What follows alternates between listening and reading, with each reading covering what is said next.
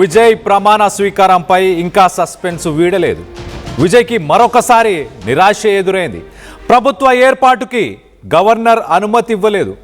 ఆ 118 మంది మ్యాజిక్ ఫిగర్కి సంబంధించిన ఎమ్మెల్యేల లిస్టుని తీసుకొని రమ్మని గవర్నర్ కోరుతున్నారు.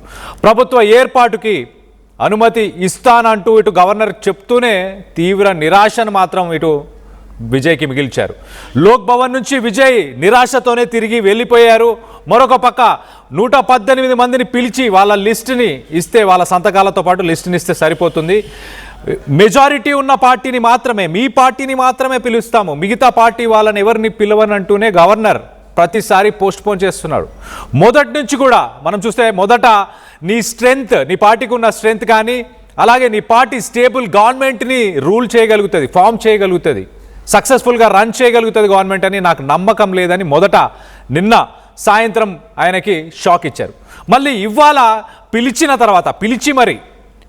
తర్వాత లేదు నేను ఇవ్వలేను నీకు సపోర్టు, ఖచ్చితంగా 118 మంది వాళ్ళ సంతకాలు తీసుకొని రా, అప్పుడే నేను అనుమతి ఇస్తానంటూ ఇటు గవర్నర్ తేల్చి చెప్పేశాడు.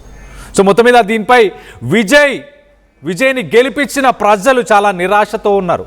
వారందరూ కూడా విజయ్ని చీఫ్ మినిస్టర్గా చూడాలని వాళ్ళు కూడా కోరికతో చూస్తున్నారు. విజయ్ వెళ్ళిపోయిన తర్వాత టీవీకే ఆఫీస్కి, గవర్నర్ కార్యాలయం నుంచి ఇటు అధికారులు ఫోన్ చేశారు. 118 మంది లిస్టుని గవర్నర్ కార్యాలయంకి పంపించండి సంతకాలు చేసి అంటూ. న్యాయ నిపుణులతో కూడా ఒక పక్కన చర్చించి నిర్ణయం తీసుకుంటామంటున్నారు ఇటు గవర్నర్.